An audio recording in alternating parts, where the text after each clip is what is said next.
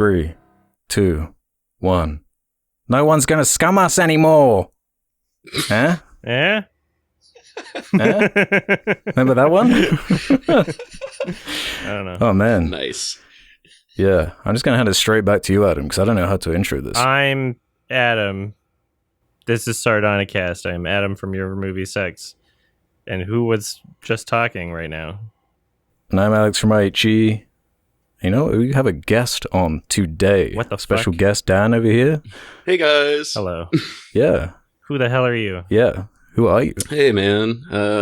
Hey, guys. I'm Dan. I've done some animations on the channel and generally just lurk around on YouTube. But yeah, big fan of you guys. Oh, thank you. I want to talk about a movie. Yeah, lurk is a good way of putting it. Yeah. Man, because like, I feel like I've known your presence for like a really long time. And you got to like correct me on this if I'm wrong. And we were just talking about this before we started recording.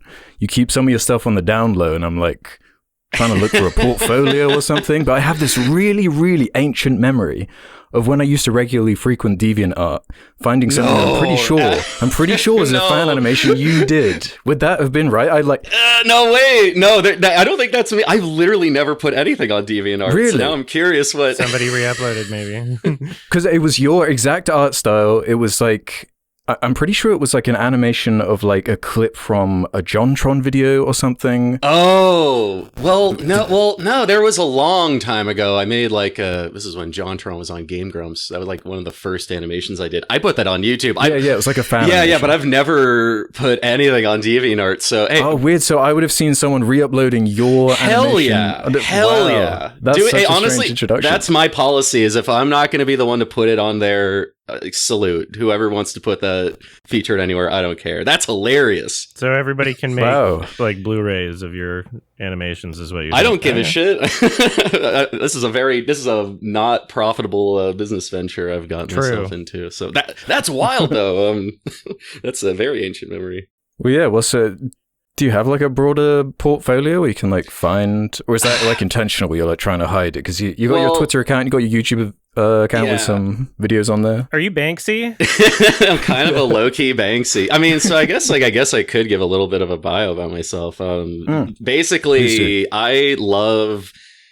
the early days of YouTube, I just loved making sketches with my friends, and like I was in a sketch group for a while, and that was tight. And then I just kind of got into more like animation. Like I started uploading things just to my own personal account, and then yeah, I have an Instagram where I do post like art, but like the last thing I made was that little 5-minute piracy animation I did for you guys, and like I took a little break from animation, but I'm getting back into Blender, so that Instagram will kind of be a portfolio. I have an art station, which is for like 2D stuff that I've made as well, but I like, as far as what my job is, I work at Nickelodeon as a production assistant, Nice. and I love working in animation, but like as far as making art, like I kind of just make stuff for myself, and Yeah. I don't really promote myself as an artist, but I do, I guess by definition, make art. Yeah, I've got a lot of friends who are animators, but I guess being a furry, that winds up happening. Yeah, you did some really cool stuff for my gaming channel back in the day too. Yeah, that's how we met. Yeah, I remember being caught off guard when I saw some like rotoscoping. I was like, that's pretty cool. The basketball shot. Yeah. Thank you. Yeah, very inspired by Mark M from Sick Oh, nice. Animation. Yeah, I love his stuff. And Yeah, no, man, hilarious. when I made that short, I was just like, I really wanted to animate a segment, and I like pulled an all-nighter just to get it to the finish line. And as I was driving, I think you reached out to me on Twitter and said, "Hey, can I feature this?" And that, like, man, that was the coolest shit ever. I really wasn't expecting that, and that's how I guess I ended up here. Is like we've kind of just kept in touch, and Nice. every once in a while when I have an animation, you're a great person to just kind of like put it on the channel and like give me your notes, and I like the little working relationship we got. Oh, great. Yeah, it's always really cool stuff, and I like that you've changed Thank you. your style up too, and tried experimenting. Yeah, I don't want to get stagnant. I like trying new stuff. Yeah, Yeah, I love that stuff. the 3D kind of like almost like a claymation style, but not quite. Mm-hmm. Yeah, trying to get better at that. I think I like started in Maya on one of those shorts, and now I'm a Blender boy. Like I love Blender, and I like learned a lot of stuff while making that piracy short, and that's the longest thing I've ever worked on. And now I'm like in the process of, I got like some Gumroad tutorials, and I'm like hitting the books again. So I'm like really excited to be cooking. No, I was going to ask about like the level of training or self-taught like research, or where you've got this backbone, because the first time I saw your like 2D animation in particular, I was like struck by how smooth it is, how clean that line work is. So it's always been very professional from what I've seen. Oh, thank you. Not to gas you up too much, but like, what's your secret, man? How much work is that paying off? Well, the secret is that I'm not there's artists that can just lay down lines and like, you know, just, it looks great right away. I'm the kind of dude that like, and I love drawing 2D like animations. I can't do it anymore. Like I'll do it for little small things, but I obsess over like, you know, little teeny tiny pixels not going exactly the way I want, which is fine for little things I make on my, and like, so like, God, stuff takes way too long. But yeah, as far as like education goes, I learned Flash. I don't know if you guys know Harry Partridge, right? Yeah. Yeah, incredible so he, animator, he's amazing, legend. He made this little tutorial series about how to make animation in Flash. I've seen that same one. Yeah, how to. I would highly recommend. I don't know how outdated it is because I think he's using like Flash CS5 probably. And that doesn't exist. But you know, there's ways to find that. But anyway, that's where I started, and then I actually enrolled. I wasn't an animation guy at all. I was like a post dude, and then once I started meeting people in like the animation industry that were moving on, I was like, oh shit, this is what I want to do. So I re-enrolled in like art school and got some internships and learned some really cool stuff in 3D. And that's where I never wanted to make 3D animation, to be honest. Like it just wasn't really fun for me. But now all this cool stuff is coming out where it doesn't look as like I don't know, bland. Like you can really get some cool stuff out of 3D. The tools seem really powerful, super efficient for getting work done, which for me is like, hell yeah, like take the load off. Like I don't want to obsess over lines. I really don't want to do that. So it's great. And so a little bit of self-taught and also some actual proper education. What's your favorite animation?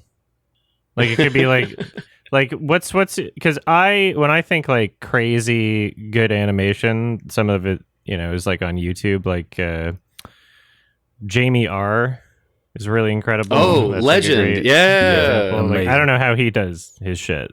It seems like I don't either, man. It seems like a superpower. A machine. Yeah. As far as like, I watch probably more live action films than animated films, but like, man, every once in a while, like there's a really good animated film called Son of the White Mare that I like. Red Line would also be like a film that I'm like, story-wise, this is like kind of just nonsense, but like visually, it's one of the coolest looking things ever. And I'm also a big the opening scene. I love like you know, YouTube like cursed animations, just like ones that you pull up to show your friend, like the Dilbert series. Like I don't know if you guys have seen like Dilbert 2 or Dilbert 3, but like that is God restore. What are you even talking? You've never heard of? Well, never heard of Dilbert 2? Dilbert is, but you're saying Dilbert 2, and that's clearly not like a. Oh, wait a minute. By Mr. Epic. Yeah. Holy shit! I wish we could do like a well, I'm sure you guys will watch it on your own. It's this guy called C-Boy-RD made these incredible animations, and it looks like he makes them in like Windows, like MS Paint, but like got the tab open right now. It's something. I'm just scrolling through it now. What the old Twitter? I'll look at this later. Oh man! Oh, and you're probably listening to it with like, there's no sound either. You're not listening with. You have to listen to it with like the music that he uses. Yeah, I'll watch it later for sure. Oh yeah. That's like, you know, enjoy that. That is like one of my favorite pieces of Yeah, like I like that stuff. Like really, I don't even want to say it's crude. Like I love visceral sort of animation like that. So a little bit of everything. Stop motion too. Yeah, I've always enjoyed the online space for animation because, you know, particularly animation, you can just think something and then it appears. You know, you don't have the exact same limitations as live action in terms of being able to do something in a practical sense. You can just have one person creating whatever they want, and as long as they put enough time and effort into it, then it can look incredible. And so animation has really been the space on the internet where I was able to find, at least for a good period of time, a lot of really boundary pushing and like kind of edgy experimental stuff. Mm-hmm. Old Newgrounds. Yeah. Yeah. Yes. And although now we've come to a point where it's like, okay, our advertisers going to be happy, and we don't have the same rules for YouTubers as they would for something like South Park for some reason.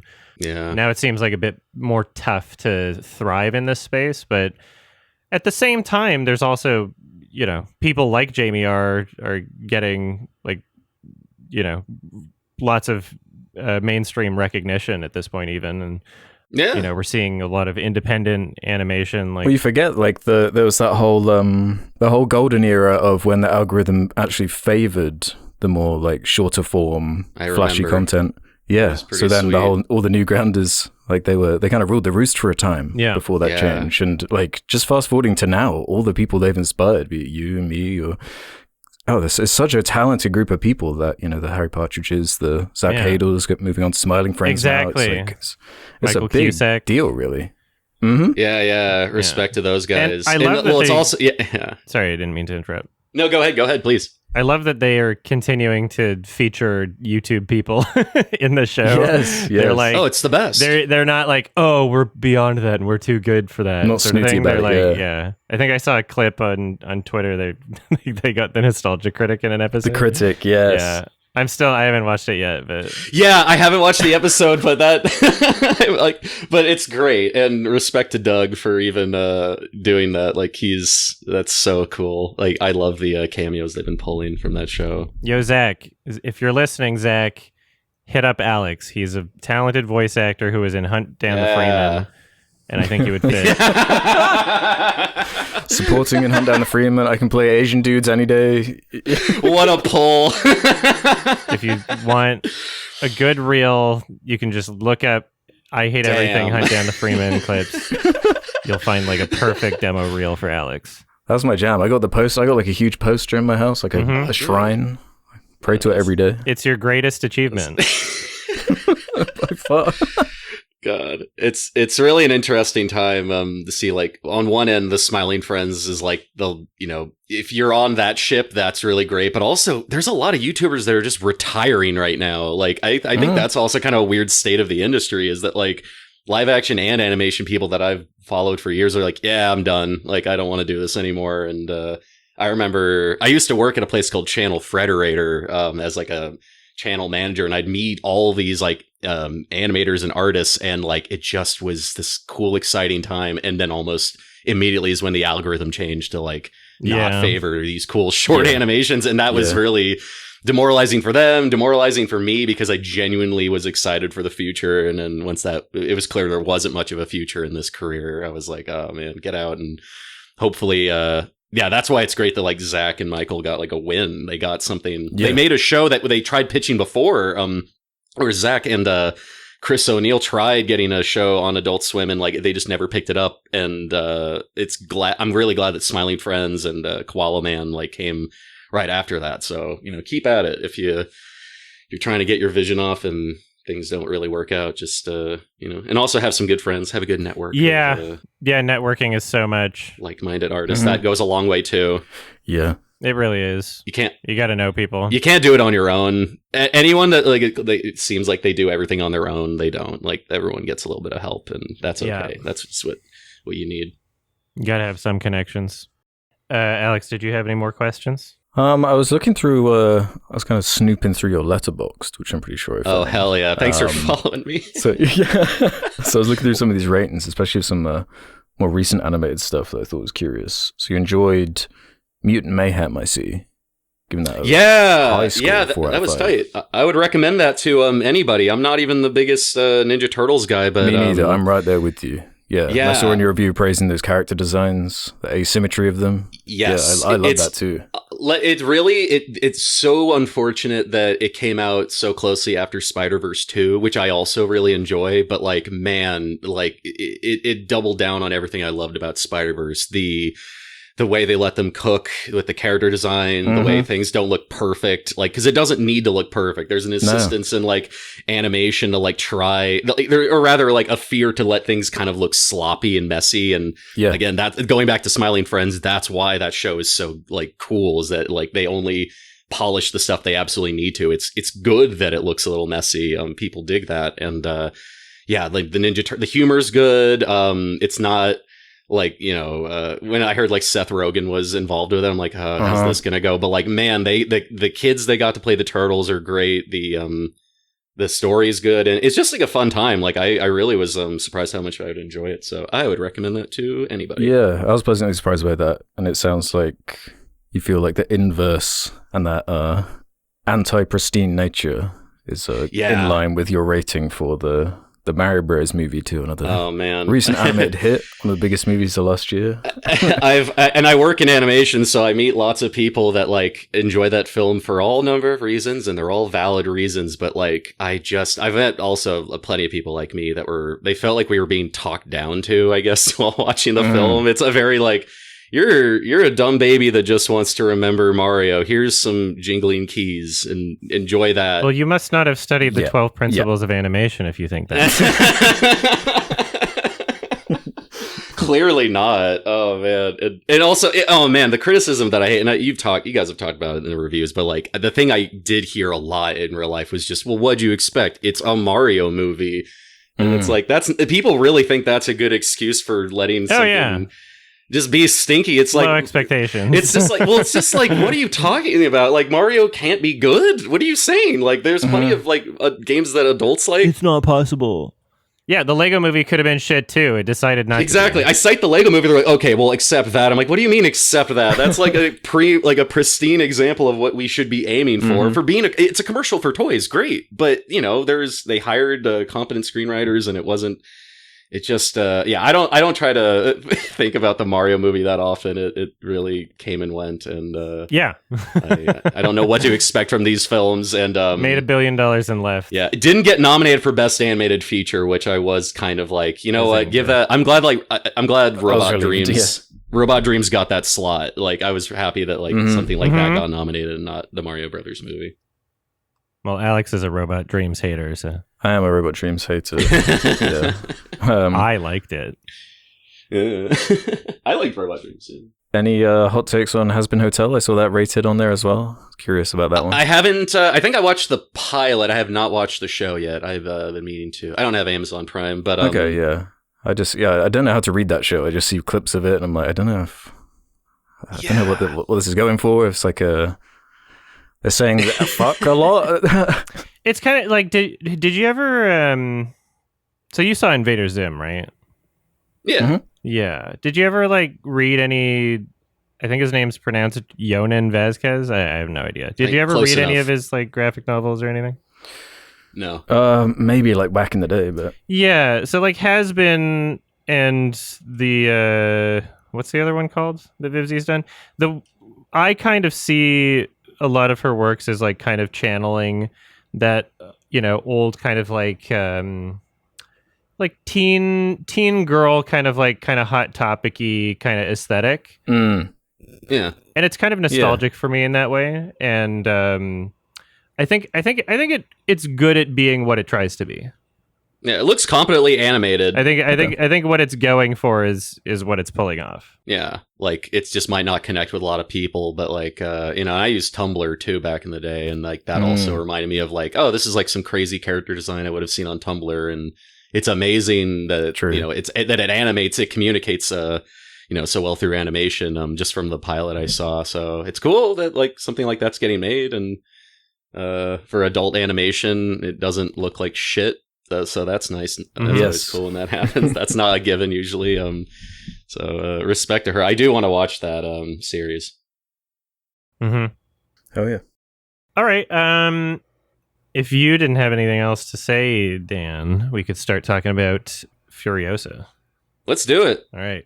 So we all saw Furiosa.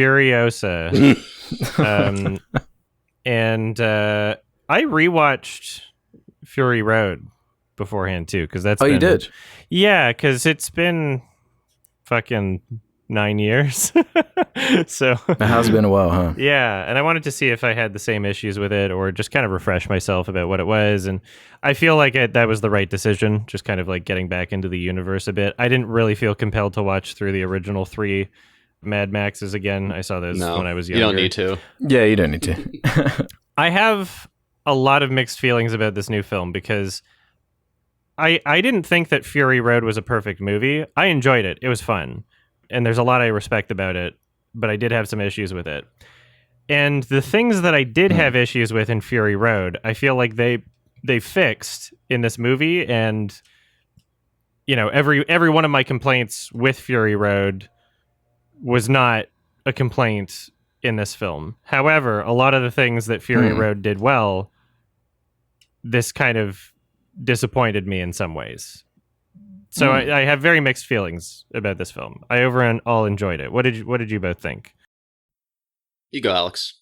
I was pleasantly surprised because I thought, I don't know, from the title Furiosa or Mad Max Saga, what are they soloing? Is this like a Star Wars story, like just pointless prequel thing? The advertising wasn't great, the trailers weren't great. Yeah. I wasn't that excited for this, but you know, you got to have faith in George Miller. He's still directing and writing this, and he's another 10 years older. He's in his 80s. And it's like, oh, I shouldn't have doubted you, man. This is an awesome companion piece to Fury Road. I think it's not. I loved how it wasn't trying to be Fury Road. Yeah. It's actually quite different. Decidedly not Fury Road. Absolutely. Yeah, where it's the Fury Road structure is like the plot and the narrative is the most simple thing ever. It's just like A, B, B, A, and that's like the plot pretty much.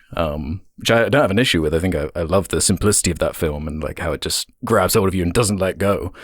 But I was kind of drawn in with this big, Chris Hemsworth says it towards the end, like epic narrative with like this time jumps and setting up these big conflicts and really delving into the world building. Chapters. And scratching a different itch to Fury Road. Yeah, chapters and all these different characters and a new villain that gets fully fleshed out. And despite its length, because I looked at it, it's like 2.5 hours long, which I was like, oh, am I going to feel this? It's going to drag for me? But nope, it flew by.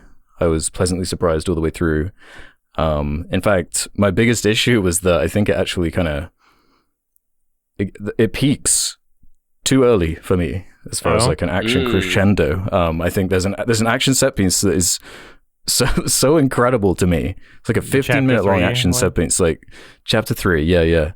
Right there in the middle, which I thought was like, you're not going to be able to top that again, are you? And it wasn't as far as action spectacle is concerned, but I kind of want to go back just for that scene alone, let alone all the other good stuff it's doing. I'm kind of still reeling from this. I saw it in IMAX on the biggest screen possible, which I think was the correct choice. I just love how unabashedly Australian this is allowed to be as well. You know, Chris Hemsworth doesn't have to hide his accent. Everyone is screaming. He's funny. Yeah, it's crazy. I just love it. Give me more Aussie stuff. It's so involving. What did you think, Dan? So you say you saw it in IMAX, and that's the best way. I saw it in 4DX. I don't know if you guys. Yes, let's go. So not my choice. Two of my friends, because two of my friends wanted to see it in 4DX. Well, I guess why did they want to see it that way? Because they're sickos. I don't know how else to explain it. Yeah, what's wrong with them? Have they seen a 4DX thing before? Was this their? No, this was their first time doing it. I'd only done it for those. Everybody has to have a first time to see how bad it is. You just chose the wrong movie. Yeah. Okay. So the first time I've ever done this was I'm in a text chain with people that are obsessed with Sonic the Hedgehog, and so when like the Sonic movies were coming out, that's the only way they wanted to experience those films. So they took me to 4D for the first one, and then the second one is in different theaters. Will do different types of 4DX. So the one I went to had like smoke machine under the screen. The seats punch you in the back. Air blasts into your ears. Fortunately, that wasn't the case with this one. The seats just moved, and there was an option for water getting sprayed in your face, which even if a character gets shot and then blood, is erupting out of them, and then water hits you, and even if you turn the water off on your seat, the seats around you, in front of you, and behind you will still go off, so you're gonna get wet no matter what. It's a 2.5 hour theater ride experience. All that being said, it actually wasn't a terrible way to experience it. I will not recommend it, and I don't think this is how we're going to save movie theaters. No. But yeah, I really enjoyed it. I think kind of like you, Alex, I saw the trailer and I was like, that's a lot of CG. And the thing I loved about Fury Road was like just how, I mean, it's that there's a Freddie Wong video, I think, that talked about like how seamlessly the CG was like used in that film. And with this, it's like, you know what's CG, and I worried how distracting it would be. I think about 5 minutes in, I realized, oh yeah, George Miller does just kind of do this sometimes in other films. He loves his computers.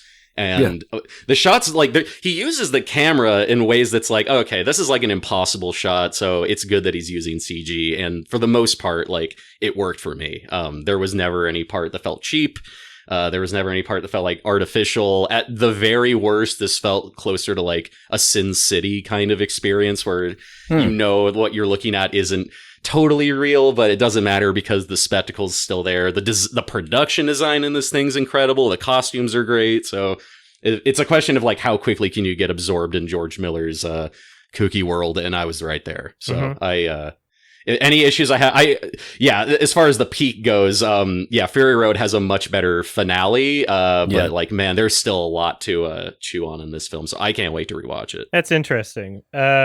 Spoiler discussion, everyone. So if you don't want to get spoiled, we're going to start spoiling. Get out of here. I found it fascinating that with Anya Taylor-Joy being on the poster, it was like over an hour through the movie. I was like, is she showing up? I know. I have the same She's not going to be in it. They're taking their time. Yeah. That was some restraint. I love that choice. Restraint is an interesting word for that. I don't know if restraint, like, it's an interesting structure. And honestly, I much preferred the first two chapters with just her being a kid, and the kid was great, honestly. And I felt as though that in terms of like a dynamic and a character, and like watching her kind of like suffer in a way, and it felt like there was a bit more tension and peril and consequence to things happening. Like I was a bit more engaged in what was happening story-wise and what the threats in the universe were around her. And I love that she's more defenseless. Yeah, like, as a kid, it's easier to get behind her than like, Anya, who's by that point a badass. And so I kind of agree with that. Yeah. As soon as she shows up, and this is not Anya's fault, but as soon as she shows up, I was like less invested for sure. To the point where you guys seem like you're both going to disagree with me on this, but I was not really into that middle fight sequence, the chapter 3. Really? Yeah, it was kind of like I get what you're saying with like the Sin City thing, and there's a bunch of the movie where I do feel like, oh yeah, this is just, I'm considering it to be stylized. But in terms of like an action set piece, it felt like I was kind of watching a Wachowski movie, and it felt like a lot of these things were just kind of like happening, but I wasn't fully absorbing it. Like most of what I remember is like that weird little kid who gets shot on the cabbages or whatever. Oh, the internet meme, that kid. Yeah. Like that. Yeah. That's all I really like. And it was a long set piece. It was a really long set piece. Yeah, it's 15 minutes long. Straight up. Is it 15? Wow. Yeah. I was not really absorbing that one. It was just kind of happening in front of me, and I was kind of just like a little checked out. Really? See, I loved how in the setup beforehand, when it was setting up Chris Hemsworth's like new villain character, Dementus. I just wasn't expecting them to delve into this whole like faction war type element, because Dementus, he's kind of a conqueror. He's going around like a Roman trying to divide and conquer. He's funny. Yeah. And then when it delves into this, like his group splintering, because he's kind of an ineffective leader. And that's what that whole set piece is based around, is one of the splinter groups with these flying contraptions, which I felt was just like such a fun, exciting new just area to explore with the action in this universe, and a way to show something off that wasn't really involved in Fury Road in the same way. And sure, it's not quite to the same level as far as like the visual fidelity to me, but there's something about this world that the madness of the Mad Max veneer thing. It just sells that cartoonish nature, and I don't know, there's this whole like unreliable narrator thing going on with Mad Max, and different narrators coming in, and towards the end, if we're in spoilers, when we're talking about you know, the what wrap actually up happened. what actually happened, what is the truth, and this whole thing of like getting really dorky with the old Mel Gibson Max, and then the difference between Tom Hardy Max, and like theories of like, is that a different person? Is it the same person? And all this like linking interesting mythic world building. That stuff was really selling it for me. And I just love to be back in this world. Yeah, like in Fury Road, all that's kind of in the periphery, which is like, I think to the movie's benefit, because it doesn't, we don't have time to, ask what a smeg is or get into the whole lexicon of how people talk. And with this movie, like, there's a lot of dialogue in this movie, and I kind of would like to rewatch it with subtitles, because it's like, what the fuck did he just say? Like, language is just descended into like this sort of gibberish. So I did like that. It's just different. Australian. The way the action was, it's just regular Australian talk. Man, they're kooky. They're all kooky over there. They actually just filmed in regular Australia. Yeah. they ran out of Vegemite, and this was the 1 week where this was actually happening. We can't drink any more bloody Vegemite. Yeah. Drink it. Wow. Yeah, man, those guys need to get it together. None of it was actually scripted. They just filmed people doing that. Yeah. Yeah. Oh, nice. It was improv. Yeah, it's a documentary. Yeah, I love that shit. Yeah, and like I liked how the approach to action was more of a. It reminded me a little bit more of like an RTS or like a resource management sort of like. I don't know the way that like like factions, basically, like the way that like people are getting like picked off. It's a very sort of like XCOM sort of just, oh, I have my units, I send them in. This many people are going to get wiped out, but I got one of theirs, and then just the way that the balance to how the units and everyone getting lost. I felt everything. So that was different. Whereas in Fury Road, I just want to feel like I'm in the action. I want to feel like I'm there. So it really was just you're more like of an observer than being inside it. So it was just a different flavor. And I purposely did not rewatch Fury Road before this, because I did not want to be thinking about it. Really? I think that, yeah. Oh, my roommates were like showing it to some people that hadn't seen it. And I was like, no, thank you. I know I love it. I don't want to be comparing. And yeah, I don't even know if this is a spoiler. Like the end of the film, they show clips from Fury Road. That was a weird choice.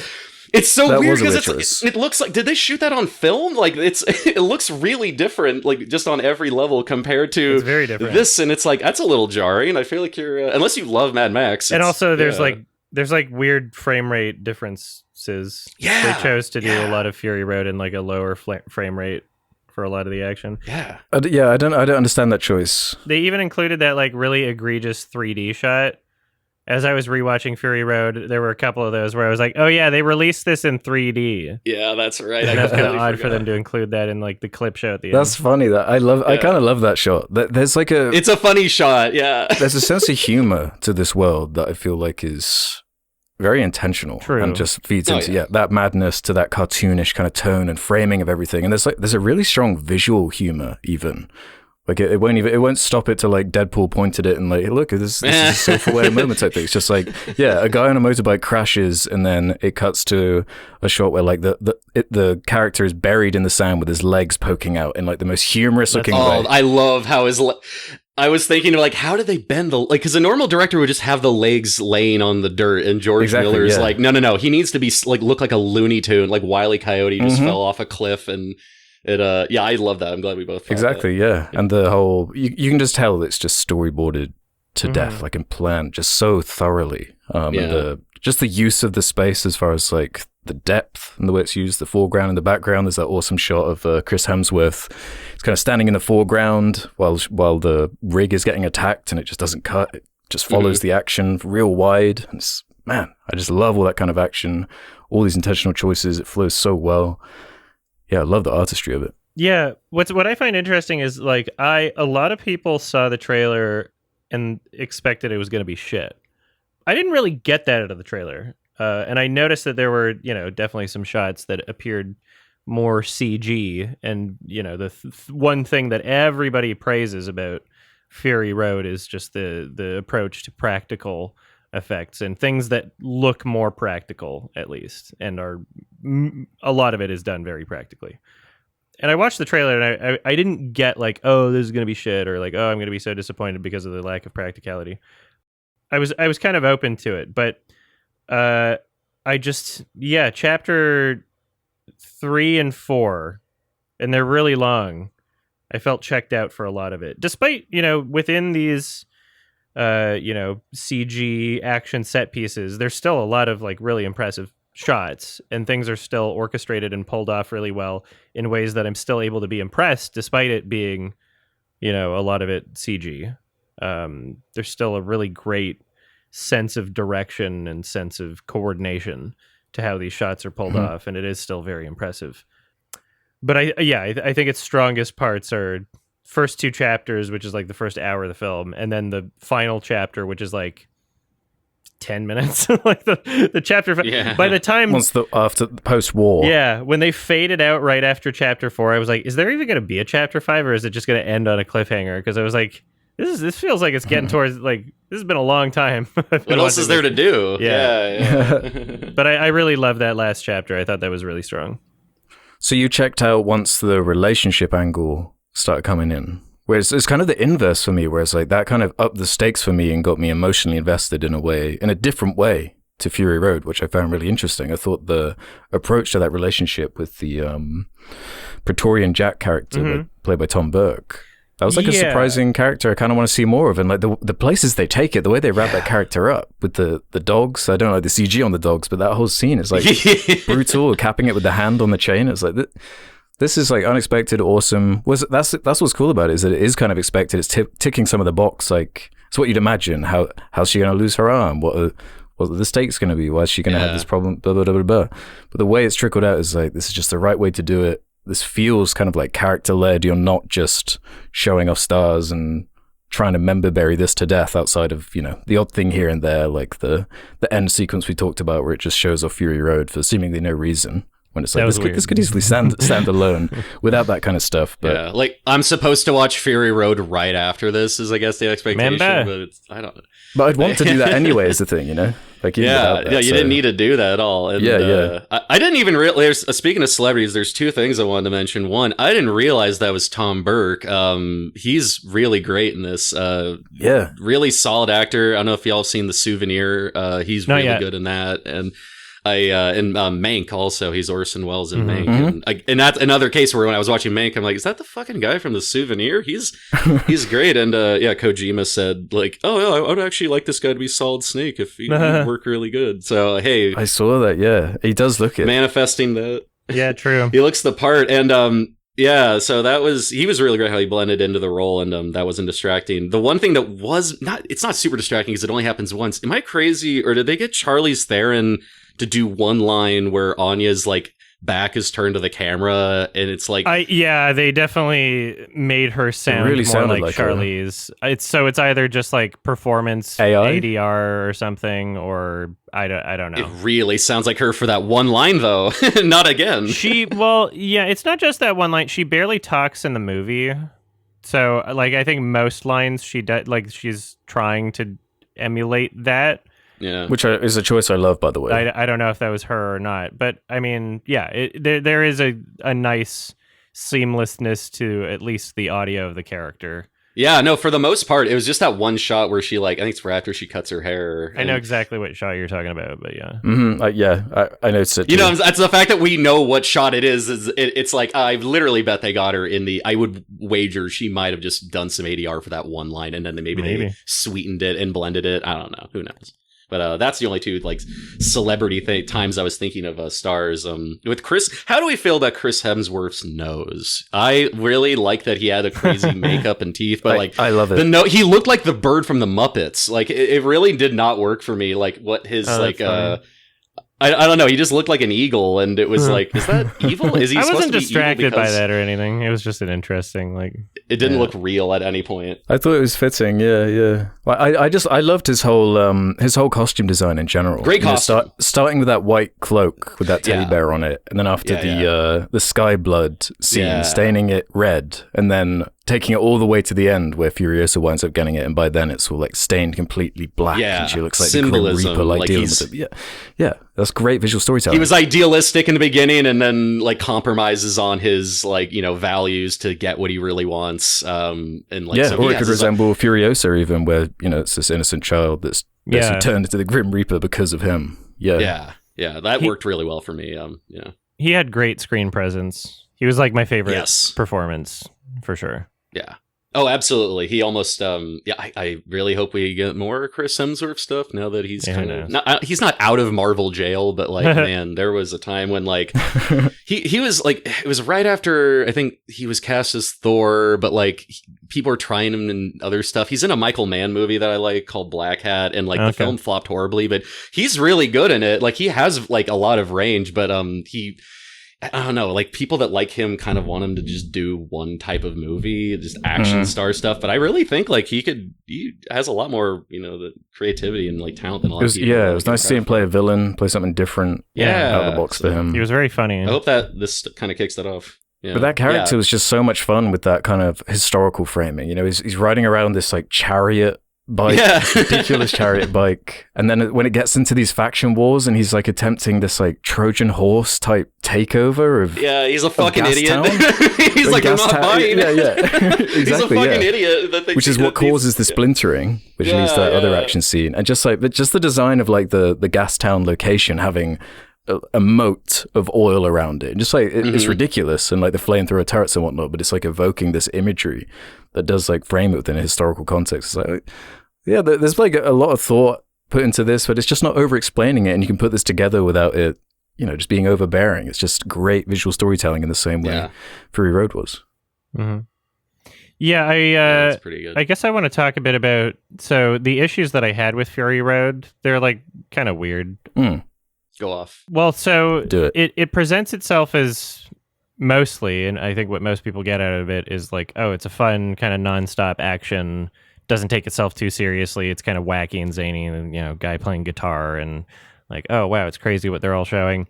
And I love that aspect of it, but it does kind of it does kind of like separate itself from that at points that I feel don't help it. So, an example is when they go into the dust storm in the first like third of the film or whatever. And I looked at that, and especially with the sound design, I'm like, man, they had an opportunity to do something really atmospheric here, but it seemed like the main priority was the soundtrack at that moment. And the soundtrack wasn't in line with the whole tone of like, haha, fun, campy throughout the film. There are moments in the soundtrack in Fury Road where it gets like a little bit too like emotionally epic or whatever they're trying to do with the soundtrack. And I feel that implication kind of works against what they're showing otherwise. And then, a lot of it is set in that huge tanker truck that is very loud, but then you have characters inside like whispering to each other. I'm like, well, is the truck silent right now? And that happens like so many times throughout Fury Road. And then when they try to do a lot of the like character moments, just because they're not really fleshed out in that film, I find it difficult to care about those character moments where I'm like, okay, I don't give a shit who Max is. Like even Furiosa in that film, like I didn't really, like they were saying things about her character, but it was really difficult for me to care. But they still had those like attempts at sad emotional moments where it's like, okay, am I supposed to be caring about this character? Every single one of those issues is not an issue in Furiosa. Oh, interesting. I don't remember a single point where I was irritated by the sound mixing or how they recorded a certain scene for characters speaking, and the loudness of noises in the environment around them. And it was so much more atmospheric in terms of what they were able to accomplish with sound design in any given scene. I felt like the serious moments and the attempts at seriousness were so much better orchestrated in this film because we knew more about the characters. We were given much more to care about, and in terms of what might be happening to them, their goals. Furiosa was just so much more interesting and fleshed out. Every single soundtrack choice in this film, Furiosa, I found myself completely on board with what it was presenting tone-wise and what it was achieving, like the intent versus what was being shown on the screen. I felt like it was just so much more fluid and purposeful and much more intentful in terms of those artistic choices. So it never got in the way. Yeah. Every single one of those issues I had with Fury Road, they fixed in this. But It's too long. It's too long, and I was checked out for chapters 3 and 4. Not the entirety of them. And you mentioned that relationship angle. I did like that. I did like that angle. I just felt like I thought it was really tasteful. Yeah. I felt like just what the entirety of how long it took for them to communicate everything after a certain point, especially with her being an adult at that point, and just I wasn't getting as much out of the story or emotional experience after a certain point. I was just kind of like, it's late. I'm tired. You get what you need pretty much like earlier than early on, and then the second half. It's like, I got it. Yeah. And I hear what you're saying about the score. I do agree for the most part, but I do wish there were one or two instances where perhaps it did let the score kind of take over with the visuals. Like there are a couple of moments in Fury Road where that does happen, and it is extremely satisfying. Like the whole crescendo action scene in that first movie where everything rises at the same time, the music builds up, the action builds up, they're on the pole swinging around. It's all like perfectly timed together.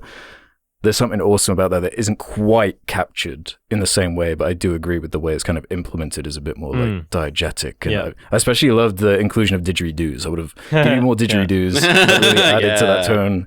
It really gave it like I don't know. It makes it stand out, really. Yeah. Some oomph. Yeah, no, I mean, Fury Road is like, to me, I mean, the moment when like Charlize Theron like drops to her knees and screams, like I don't think I'm supposed to have an emotional like I don't think I was expected to have like an emotional like I'm also sad. It's just like an action movie where something sad happens, it's communicated, and then I move on right away. Whereas with this, like the whole film is trying to dig into like the interiority, if I'm using that right, like of the characters, and that takes a little bit more time. So George Miller goes for the thing when you go through all these films with Mad Max is like he hasn't made a consistent type of Mad Max movie ever. Yeah, I like that. Is probably the closest. That's really cool. Yeah, exactly. Like Fury Road and 2 are like kind of like the closest examples, but even that is like going Fury Road's way sillier, and so he likes, sometimes he's like, I'm going to make more of a character-driven story in this one. All right, this one's just going to be all spectacle. And then sometimes, I don't know what the hell the third movie was going for, but some people like that. Hard to recommend. But it's one thing that I did walk away from with this film was like, you know what? We don't have a George Lucas anymore. And I feel like movies kind of got a lot less interesting. This has been a great year for like studio popcorn films. And it's like, man, I feel like George Miller is like, really, give him, this is his Star Wars. He wants to just take us to this crazy like world Star that he's Wars. made. It's literally better Star Wars. Which is most things. Yeah. Or I saw a great comparison of George Miller is how Ridley Scott imagines himself is to Alien. George Miller actually is to the Mad Max universe. And I agree. I love that about it. I love that original movie, how quaint it is, but imagining in your head that all this stuff was in there, buried, and like was itching to come out. And it's like, fast forward decades later, the technology's caught up. It's possible. People want to see it. Well, we'll talk about that maybe a little bit more in a second, but yeah, I love that like progression. It's no surprise that Hideo Kojima and him are boys, like that they like each other, that they both have an appreciation for new technology. And honestly, like let those two cook. Let them make their crazy stuff. It doesn't look like shit like a lot of similar films like do that attempt very similar things. So big ups to George Miller. But it's got personality. That's something that's so like underrated now. This is George Miller, so $160 million clearly auteur George Miller project, it's got like character, like the villains are like playing with their nipples while they're giving speech. It's like mad, it's grotesque. It's it's wild that they even let him make this one in particular. Where else are you going to see this kind of movie? Literally nowhere. Like on the big screen, nowhere. Like nothing else like this. So yeah, I hope we get a million more George Miller flicks. He's great. Clock's ticking. Well, that's part of what is interesting about this is. Well, we might. This might be the last one we get with how it's only been one weekend so far, but it ain't doing so well, man. Like, how was your theater as far as density of people? It was empty for me when I saw it on a Friday. I saw opening night IMAX showing. It was like 10 p.m. Thursday. It was like half full, so it was like less than I was expecting, but Yeah. I mean, and also the thing needs to be reminded is that Fury Road also had a pretty abysmal opening weekend. I saw that in theaters, and that was like less than half a full audience. Great time, but yeah, I'm paying I think I paid $30 for that 4DX ticket, man. And was it worth it? Dude.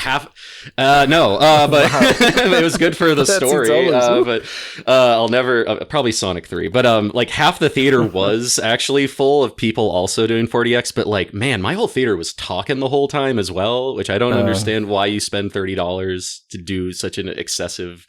You're not even doing it to watch the movie. I mean, when you're already watching it in fucking 4DX, you're not really, you're doing an amusement park thing, not a movie thing. Yeah. So that's fair. I wouldn't expect the audience to be fucking glued into the movie and then that situation either. Yeah, that happens with IMAX movies too, though. People spend money on IMAX to still talk. It's go to the fucking the dollar theater to do that shit. I don't know. Whatever. We'll go see Sonic 3 in 4DX, and there will be a part where they hire someone from the crowd to stand up on stage and have a real conversation with Sonic. Yeah, as he talks to the actor. You can smell Shadow the Hedgehog. It's gonna be great, dude. You can smell his dingus. Yeah. All right, I thought it was good, and I would like to see it again. Probably, I just don't know what. I don't know when. Love so much about it, even though some parts really drag for me. But that opening sniper sequence is just one of the best things I've seen in a while, honestly. Loved it. Yeah, it was wonderful. Giving this one a high 6 out of 10. It's not quite a 7 for me, but I did enjoy a lot about it. One thing I couldn't escape from my mind while watching this was thinking about Rebel Moon, of all things, part 1 and part 2. And the reason was because you add up that runtime of Rebel Moon 1 and 2, and you have about 4.5 hours, which is the same as combining Fury Road and this movie. And look at how rich that is, Look at what there is to look through, how much enjoyment, these action scenes you remember, these characters you remember, this world you remember and want to exist in. That's how you do it. I love how different they are. I was not expecting that. I'm tempted to go and see this again on the big screen while it's there, while I can enjoy it. Just same for that middle action scene. So I thought that was incredible. I'm not surprised really. It's not performing maybe as they anticipated. I'd call them stupid if they were anticipating this big $1 billion thingy. It's a Mad Max movie without Mad Max in it. There's no Tom Hardy, no Charlize Theron. Chris Hemsworth is not the big pull outside of Marvel that maybe people think he is. And as much as I like Taylor-Joy, I don't think she's really the butts and seats kind of actor. So it's not really that surprising, but I don't really care about that. I got the movie out of it, so I'm happy.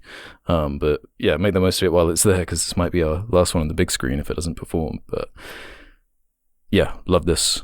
This is a high 4-star or 8 out of 10 for me. I can't wait to see this again. See what I missed. Yeah, also can't wait to rewatch this again. Didn't blow me away the way the Fury Road did, but that's okay, because again, these movies are kind of, they're inconsistent in the best way possible, but I still had a great time. This is definitely a fun movie to see on the big screen. If you can see anything this year, it was really a breath of fresh air, so I'm giving it a 7 out of 10. Nice. 6, 7, 8, nice. Hell yeah. All right, we had a film recommendation. Dan, would you like to introduce it since you recommended it? Sure. Yeah, so we're going to be talking about the Tim Burton movie Ed Wood. It's a near and dear film to my heart. I discovered this film around high school and college. I don't know if either of you guys remember James Rolfe, or the Angry Video Game Nerd. But he'd make these videos where he'd talk about movies he loved, and he would always bring up Ed Wood. And it just seemed like the movie that I'm making stuff at this time. I'm kind of discovering my own sort of style. And this is a film that if you're just getting into making art or making anything really, I highly recommend it, because it is just it's just such an endearing story about a character that I think a lot of people can connect with. It covers a lot of different things, but it's also a very simple film. And I love showing it to people. And I'm always surprised when like people that love Tim Burton movies haven't even heard of this one, because I think it like scratches a lot of the same itches that like people that like old Tim Burton stuff like. But yeah, I'm curious what you guys thought of it. I gotta say, you kind of made me sad with this one. You made me sad because you made me reconnect with an old love of mine. Mm-hmm. Tim Burton, he was a big deal to me growing up. He's one of the first like filmmakers I really fell in love with in the 90s. Edward Scissorhands, all this early stuff. Mm-hmm. I missed Ed Wood though, and it's always been on the watch list. So watching this was kind of bittersweet of like, this is that Tim Burton I fell in love with, this right here. And then making me relive the last 20 years of his movies. We're never going back. Yeah, we're never going back to this. It's never going to be this good. But at least this is out there. No, I get that. Yeah, it was a really nice kind of surprise. A more sophisticated, kind of better version of something like The Disaster Artist, I thought. Yes. Yeah. What'd you think, Adam? What about you, Adam? Yeah, I enjoyed it. It's I've kind of missed a lot of Tim Burton's earlier works, like his earlier catalog. Like I've seen a bunch of his films, but I haven't seen Edward Scissorhands, or I've seen bits of it. Oh, really? Didn't see Burton Batman. Didn't see Beetlejuice. So this had a sense of familiarity to me still, but it wasn't like so nostalgic in terms of like revisiting something that I was like super familiar with. I do really like Johnny Depp as like a character actor. I think that he does a really great job in terms of like differentiating his characters. I love what he's doing with his teeth. Great range. He disappears. Yeah. Mm-hmm. Yeah, you can tell he like really cares about transforming into a character. Mm-hmm. I like the lighting. It had great lighting throughout. Yeah, the black and white shadow stuff is a good choice. The black and white is so good. Like this is just such a great looking movie. Yeah, and it was honestly a lot more faithful towards recreating its visual style than I was expecting. Mm-hmm. When it was doing the Ed Wood film, I guess parodies or recreations. A lot of it, I had literally watched Plan 9 that same day. I was like, oh wow, this is actually pretty accurate for the most part. And I love that they put that effort in. Have we all seen Plan 9? Yeah. Yes. Have you? Yeah. That might have been the second time I'd watched it, but I couldn't tell you if I actually watched it in full before, because it's just so boring. It's so boring. There's nothing notable about it. Like, nothing happens. Like, how did this become a cult film? Like, it's not even so good it's bad. It's like, no, this is just it's bad. It's so boring. And the only value it has is the enrichment that this movie gives it. Adds to it. Yeah, absolutely. It gives it like there's that scene from the movie. Oh, I know why he's holding his arm over his face for the whole time. That's like funny in retrospect, but like the film in a vacuum is like unwatchable garbage. Yeah, this movie made me want to check out Glenn or Glenda. That seems like I do want to watch that. That did look more interesting. Yeah, I just added that to my watch list. That's the only one of his films I do want to see. Yeah, and that was kind of what I loved about it, was like the commentary of that artistic process, especially within the strict confines of Hollywood, and how it can start off as something pure and like a story that needs to be told that has a personal touch or something honest, and then through the process of getting it made, like what has to be sacrificed in order to get that done. And his whole philosophy, Ed Wood's philosophy, is kind of, get it made no matter the cost or what I have to sacrifice. He'll take money from anywhere. He will change anything in the script. He'll change actors last minute in order to get it made. And the humor that comes from that as well is another big point that I loved. Yeah. His idealism just like gets eroded over time. Like the one thing, I've rewatched this a bunch, but the one thing I wrote down in my notes is that he wants to be a storyteller. That's the thing he wants to do. He wants to do his plays. He wants to do his movies. But he's not good at communicating his ideas to most people, which is kind of a fundamental thing of being an artist. Like if you're trying to find success, if you're going to be a director and the solo writer, like you kind of have to like be good at that. And he's just not. And like what he learns is like actually what his actual talent is just telling stories in real life. Like he's just a bullshit artist. He ends up finding out like, like I'm actually really good at lying to people about what this movie is and like telling them what they need to hear to get it done. And like that's actually like it, in the frame of this film, like that's what his real he's actually good at. Yeah. I found it interesting, the approach to filmmaking, because it's something that does kind of try to be shot in like a period piece style way, like an old authentic black and white film, and they even kind of incorporate the performances in that way, where the cadence of the acting and the way that voices are projected does the 50s feel voices and stuff. kind of like a little bit theatrical, but it works well for the style. And I wasn't anticipating it to work that well, but it does bring a level of interesting consistency to it. I thought that Bela Lugosi, Martin Landau was great. Amazing. Really good casting, and he had the best screen presence in the movie. Like, he was always really fun to watch. Yeah, that was the emotional heart to me. The relationship between Edward and him was, there was something bittersweet there. There was something kind of sad about it, but uplifting too. It was quite a complicated little dynamic they had going on. And the real life element and the prosthetics to make him look more like him. It's like a lot of care and detail. I don't even notice the prosthetics. See, like that, like, man, that's so seamless how they implemented it. Like, well, yeah, it was Oscar winning, right? Yeah, really good. The fact that you don't even notice it says a lot. And, I'll say, to the detriment of the film, like I like the final act of this film, but once Martin Landau leaves, you're like, oh well, there goes. You feel it, yeah.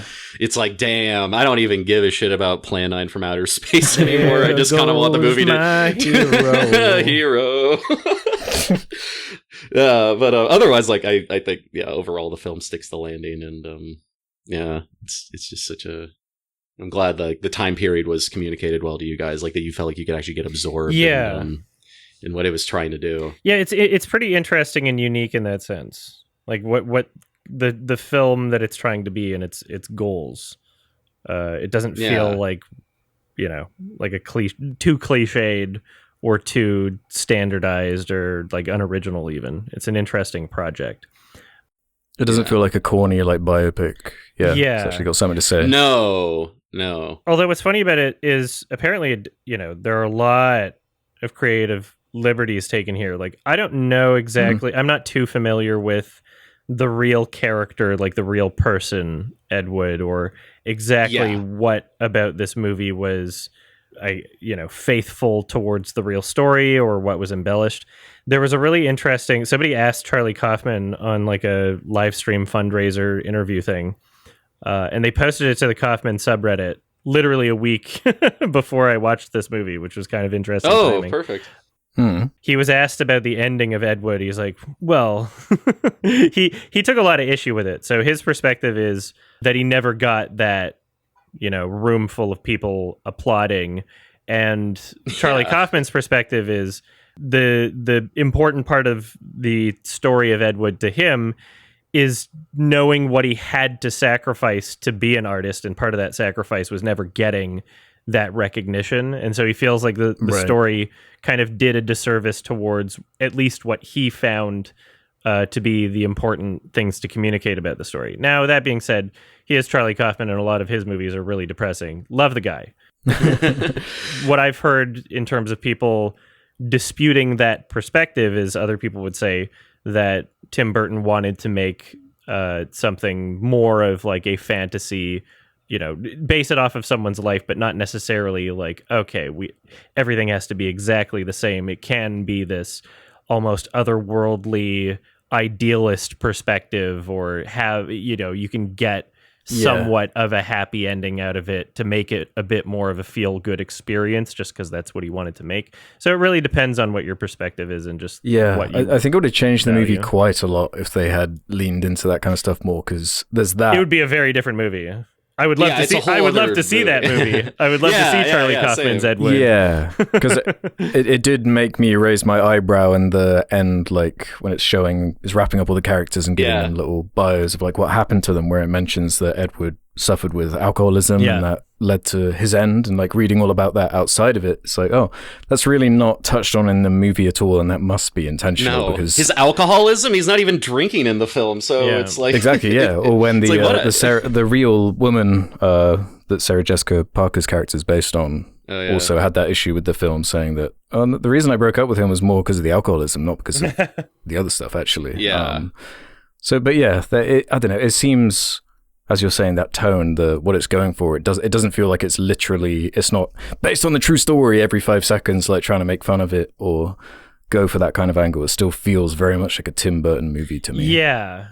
To be Tim Burton's style. Yeah, it's tempting for this, like, because it's such a charming film for you to want some of the things to actually have happened. I don't think this is trying to be a historical document, and that's very important, I think, to be in mind of when you're watching this. Even though the film opens with the guy saying, like, we've held these facts secret for too long, like, and now you're going to get the real stories. Like, obviously that's meant to be kitschy. You're not supposed to actually think you're getting the real authentic thing. And honestly, Ed Wood works better as a folk hero. Like, the character in this movie, like, he's not, I don't know if he was a decent person in real life or not, but like in this film, he just works better as a just a character that you can get behind and like sort of root for. And I'm glad we have the same thoughts about the ending, because it is such a like, it does raise my eyebrow where it's like, oh, by the way, he never actually found success, died a penniless alcoholic and made porn, and didn't even succeed at that. Like, it's a very sort of like, oh, okay, like, and that is a perfect ending to this movie, because like you wouldn't want to give him a win. Like, the film isn't about him finally overcoming his like obstacles. It's how he was dealing with the obstacles in the film and how he pivoted and for better or for worse. So yeah, I'm glad we had the same thoughts on the ending, because it is just kind of a, whatever sort of but that's not even to say it avoids some of the darker moments, like when, Bella commits himself, and there's that whole sequence where he's locked in the wards screaming, and his whole struggles with morphine and drug addiction. Like, it still deals with like the heavier subjects, and I don't know, I guess it just restricts it to certain characters that aren't necessarily Ed Wood. Yeah. Well, like, Bella gets like probably the most like human. He feels most like a human character with like real struggles, and Ed Wood is just living in. There's that great shot of like he like gets up to like do some, he's like, I need to get my medicine, and then you just see the silhouette of him in the shadow, like getting all of his drugs, and Ed Wood is just, his eyes are glued to the TV, like his friend is like descending, like clearly is in trouble, and he's just watching, he just isn't giving it any time. That sums up what Ed Wood's, his whole character is. He doesn't want to deal with real life. He loves fantasy. That's part of exactly. That's part of what makes their dynamic so good, is that Ed Wood, he's trying to burst into this industry while like dealing with this character who's the complete inverse. He's already been chewed up and spit out by the industry. He's like at the end of his life pretty much, and contrasting them against each other and not being able to see like right in front of him the kind of sadness of this old man splashing in the water doing vampire impressions, like and bitching about Frankenstein, like what that actually looks like up face to face. He's just blinded. I've met people that like their dynamic does bother them. I have a friend that feels that like Ed Wood is more of a manipulator and is more, in which you could argue he kind of is in a way, but like that he's kind of a snake oil salesman. That's kind of the vibe I get. Yeah, he's more like how you hear about like lol cows on YouTube or whatever that have like handlers that like first lol cow. Yeah, like, is Ed Wood a lol cow? Do we want to get? I have that in my notes too, but like you just have these. I don't know. Like, I personally don't think that that's what the film is trying to depict Ed Wood as, but I could totally see someone having that opinion. Those titles at the end were kind of funny, because it definitely said voted worst director of all time, but it didn't say by who. Who said that? Yeah, what magazine was doing that? Like, if you look it up on Wikipedia, it says voted worst director of all time, posthumously awarded a Golden Turkey Award. Oh, not even a Razzie. So, yeah, I don't know. It's a 1980 book by film critic Michael Medved and his brother Harry, and there were different, I guess, jurors that awarded these things, but interesting thing to include at the end. Just voted worst director of all time. Okay. And then famous 2 years later because for some reason people, I guess, ironically would watch this, and get drunk or something. Yeah. I don't know how this would have, like, what the hell was the way that people found out about these movies? Plan 9 from Outer Space is a weird one for people to kind of embrace in that way, because it's so nothing. But I guess it had its longevity before we had things like The Room, which was like the new renaissance of so bad that it's good movies, right? Yeah, this was the 50s, I guess. You just had less choice. Now we got better characters. Now that anyone can make a movie and the bar is so low for entry for someone to be able to publish something. So I recognized the producer guy that was always on the phone yelling. Oh yeah, that guy's great. He was in Black Dynamite. He was the guy that always had his tongue out. I want Black Dynamite dead now. He's in a bunch of great stuff. Yeah, that guy enunciates his words like just, I need the most Italian angry guy to possibly deliver this line. I recommend, I forget his name, but that actor's great. Yeah, I'll kill ya. Like the way he says "I'll kill ya" is so good. Yeah, they're good. They're good characters. Bill Murray's fun, even though he's not in it very much. That's for the best, though. I'm glad it's not too much of a like Bill Murray. You know, he could be distracting. Yeah, it'd be weird. In films, like Takeover. But it was just enough sprinkling for him.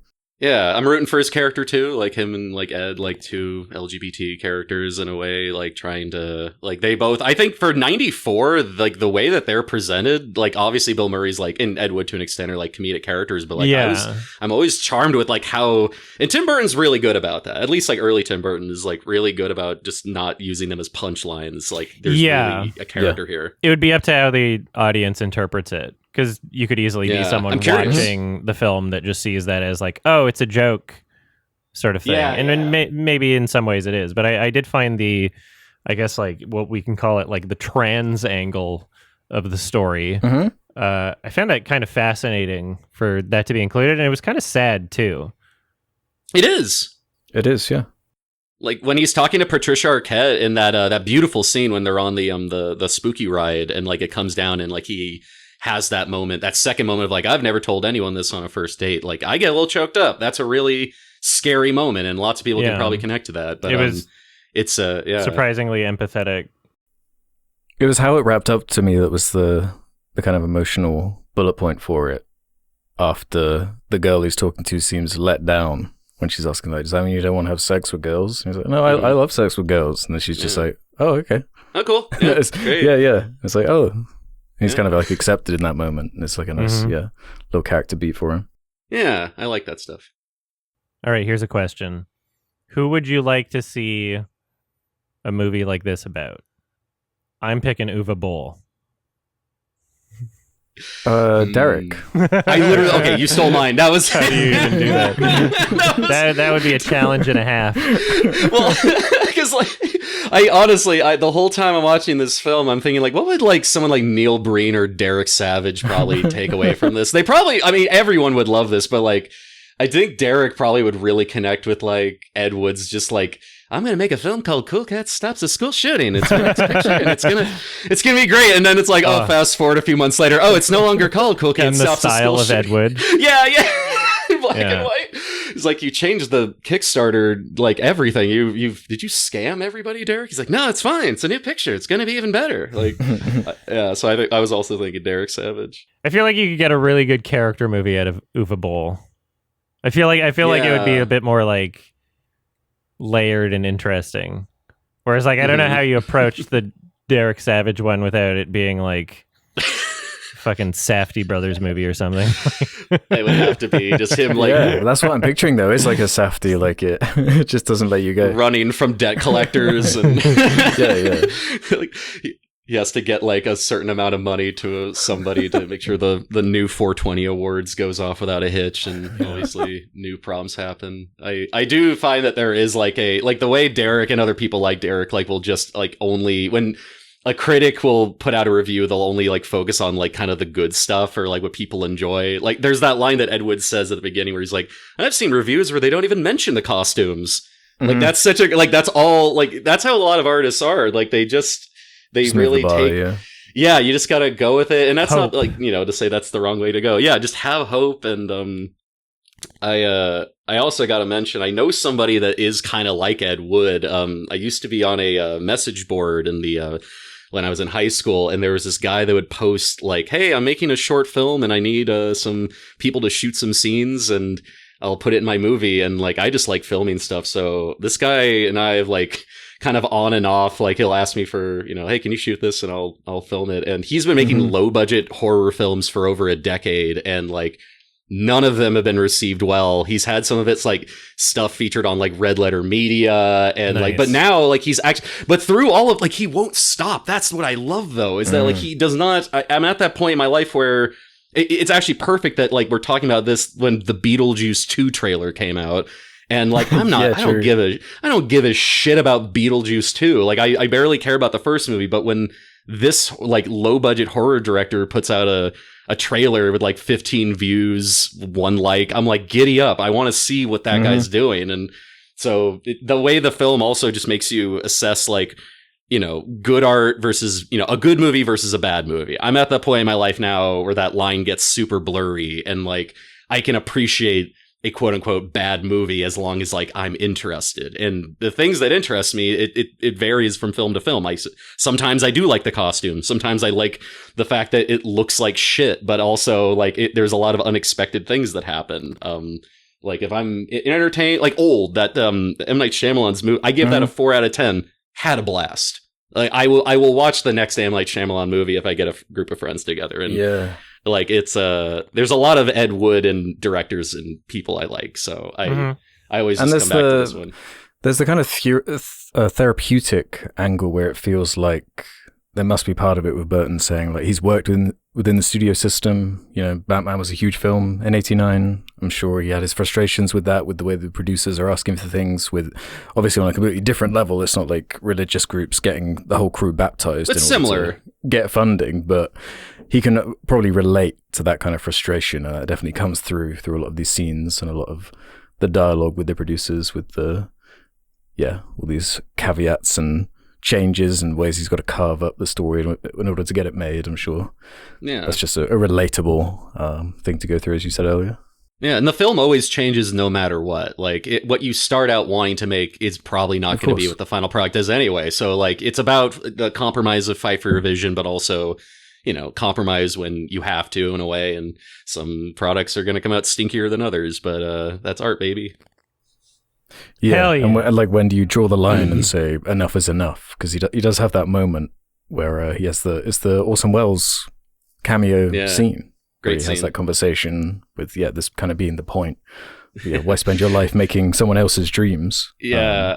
And he screams like, only if you shut up and do things my way. And kind of gets his way finally at the end, but it's a little bit too late by then. But the thought is nice. No, it's a great scene. Yeah. And I love that like they're swapping notes as if like Plan 9 and Citizen Kane are even in the same conversation. They're like, man, don't you hate it when the producers want to put their buddies in the film? Like, it's like, and they're vibing. Like, and I really do think that, big directors, small director, like anyone can get behind that. Like, you can understand that conversation, and a lot of films don't even attempt that. Going back to that scene that Kaufman kind of criticized, where he gets the big crowd and the cheering, it is highlighted by the line at the end where he says, "This is the one I'll be remembered for." Like, obviously an ironic, like, but not in the way you think kind of conclusion, which I feel like is the dramatic purpose of the scene, even if it isn't exactly what happened in reality. Yeah, it's a fantasy. Good stuff. Yeah, glad you guys enjoyed it, though. Thanks for the recommendation. Yeah, I really enjoyed it, but it's like, just looking through his filmography, it's like, what? Don't do that. Did Alice in Wonderland break it? Is that what broke did it? me, bud? I saw that opening weekend. I was like, all right. So did I. I wasn't that cynical on the technology, and like, it didn't look terrible, but man, that might have been whatever. I'm not. I hear Big Eyes is all right. I think it might do now, though. Yeah, I've heard that's okay, but it's like something about Alice in Wonderland in particular, because I feel like that was one of those first big, this made $1 billion for no reason type movies, like an IP everyone knows, Tim Burton bringing it live action for no reason. It's like one of the ugliest things you've ever seen, and now that's just kind of like the standard. And then you fast forward 10 years later and he's making like a Dumbo remake thing in live action for Disney. It's like, oh my god, this is so sad. This is going against like everything that you've kind of set up in like Ed Wood and Big Fish and all these like fantastic character-led, like awesome production. You can forget about Planet of the Apes, but stuff around it. He was pumping out a film like every other year for a while, and if you look at his filmography, like, I mean, he can make whatever he wants now, and I think he's doing exactly what he wants to do, which is just directing less, producing other people's stuff, and it has its audience. That Beetlejuice sequel will do fine, I'm sure, but maybe that's a very depressing thing to go through his filmography, because like this is as far away from what he puts out usually. There was like a point where he kind of became, it feels like to me, a parody of himself. Yes. But like that thing that drew me to him originally, that weird, quirky ex-Disney animator gothic guy, is now it is a parody of himself. Like what? Yeah. I just can't picture that same person then making a Dumbo movie, and it's just how it looks, and it's like, well, but like the visuals, the illustration, that's like why I'm drawn there, and it's like losing a grip over that very thing that made me like that art to begin with. It's like a sad, I don't think we're ever getting back this level of craftsmanship, and that's all right, I guess, because it makes this more special, I suppose. Now he is Ed Wood. Now he literally has become Ed Wood, destroyer of movies. Yeah, more like Bim Turden. Whoa, got his ass. Fucking done. Retire already. Get out of here. All right, I'm giving this one a 7 out of 10, and I'm giving Plan 9 from Outer Space an easy 1. How gracious! Yeah. Plan 9 was an easy half star, 1 out of 10. Was only enriched by this movie, which I think I enjoyed slightly more than you, Adam. It's be like a low 4-star 8 out of 10 for me. Mm-hmm. Was painful going back to what I love about this filmmaker, but there was, of course, something. So a jewel there once. So much and promise. one of those unexpected kind of combos. It feels like a really good restrained story for Tim Burton, and like remaking the intro from Plan 9, but how like a real fleshed out filmmaker would do it, with the whole set and go into each gravestone, the stop motion like octopus and all this in the intro. Some cool stuff. It was a cool choice that really worked out for me. But I just can't disconnect from where it goes.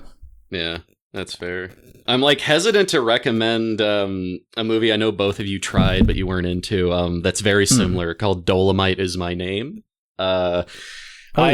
I think I remember you got like you said something like the direction or whatever. It just looked like a pretty bland film. Am I right with that? Like, if you remember what the criticisms were, you mentioned it once on the episode, and I think you both like tapped out. And I would say, I'm skeptical to say, oh, give it another shot, because I don't think your opinions will change on it that much. But I do think, because it's the same screenwriters, and they do a very similar sort of thing with the character of the guy Rudy Ray Moore, I believe is his name.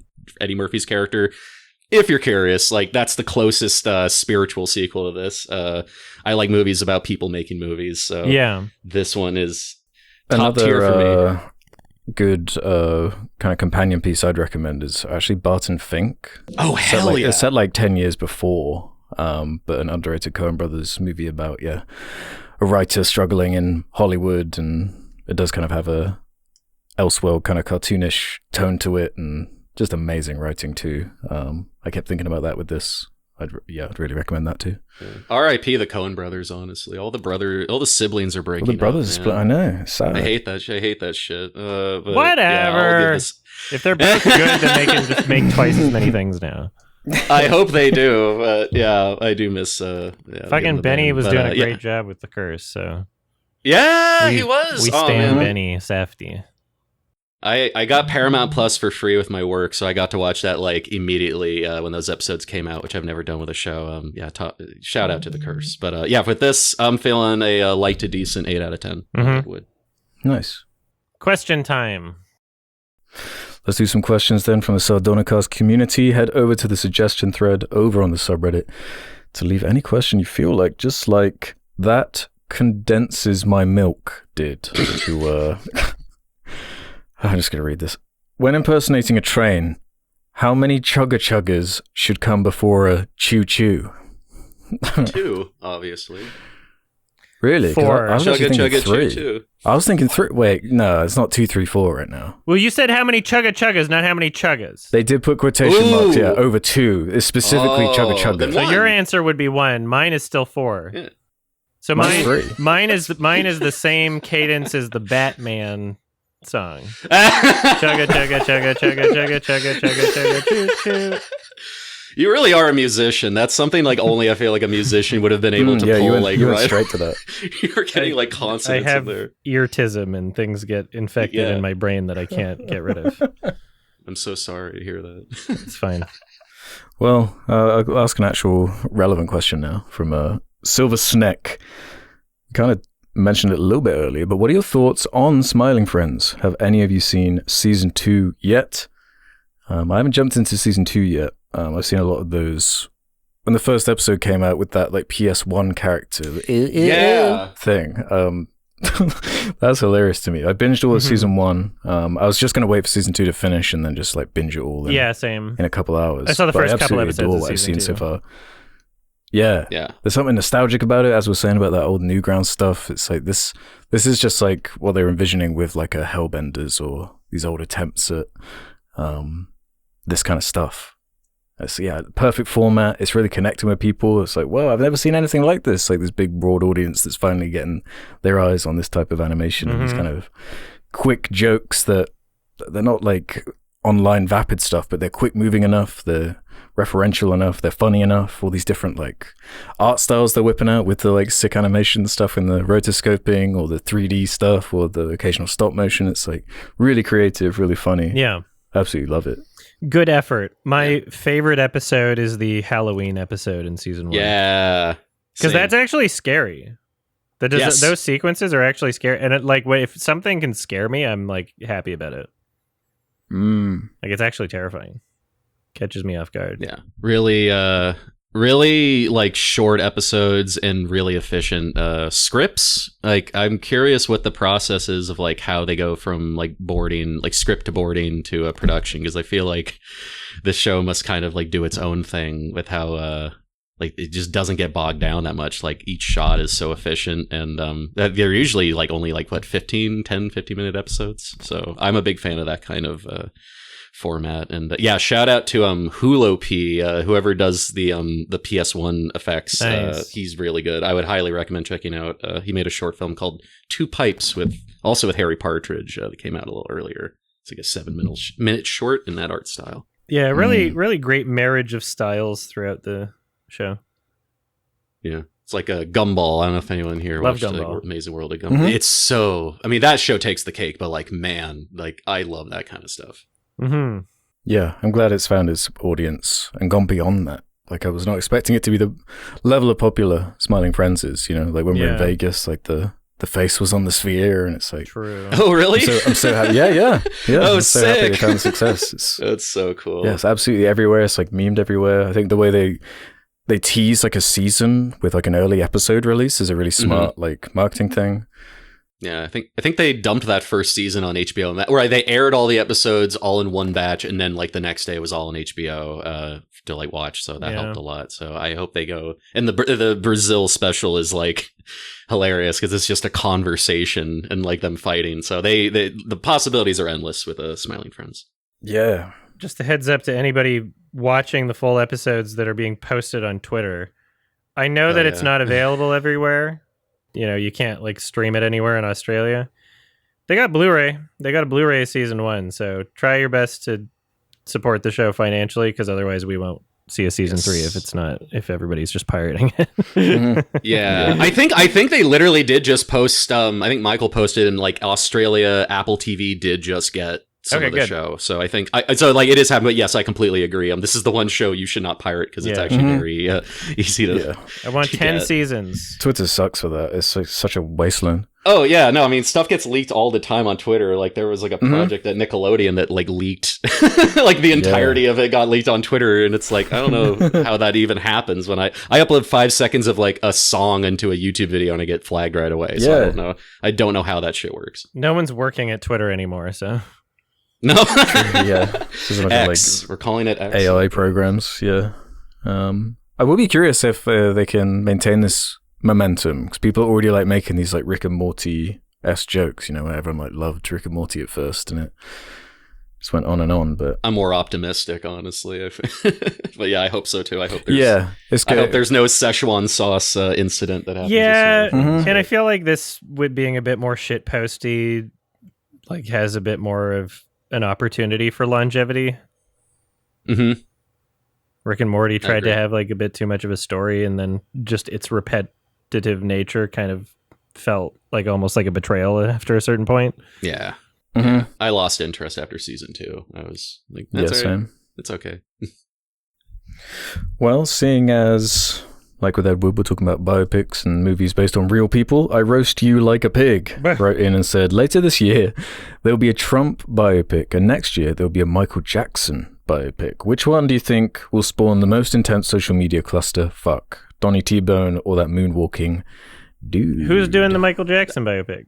Antoine Fuqua, Training Day guy. Oh, Which, I mean, yeah, yeah. So like that's not going to be interesting. So The Trump one looks interesting. I mean, Trump inherently will bring like, you know, its own dialogue. the Trump one's going to be interesting because it's a good director, and I've enjoyed it. Yeah, great director. Ali Abbasi. Yeah, Border's great. Yeah. I love that director. Holy Spider. Yeah, oh, they're tight. But I hear this one's just kind of They stinking. made 2 really good films before this, so that's all I'm basing it off of. Yeah, I don't know. I hear it's just whatever, but yeah, I don't know. We'll see. I think the Michael Jackson. It depends on what they're going to include in the Michael Jackson one. Like how far. Yeah, what angle? Like what are you're going to be omitting something. We're not getting the warts and all biopic. Yeah, that's not going to happen. We're not going to even allude to that. I'm confident it's just going to be like music. I don't know. Who fucking knows? Honestly, I don't think Antoine Fuqua would be the guy to do it. So yeah. No, exactly. He's a very safe director. Yeah, that's my guess. Yeah, I'm hyped for The Apprentice just because I like the director. That's about it. Yeah, same. Low expectations though. Like even if it's bad, it's like I will watch anything. If you make Border, I will watch anything this director makes. Yeah, and I feel like just the timing of it, you know, with the election this year. Yeah. Oh, what election? What are you talking With, with like the lawsuits already being talked about with the movie. Yeah. There's already a big story brewing with that Trump one that I feel like will be hard to overshadow. But I'm curious about what it's like, for sure. Yeah. The rumblings from Cannes are interesting.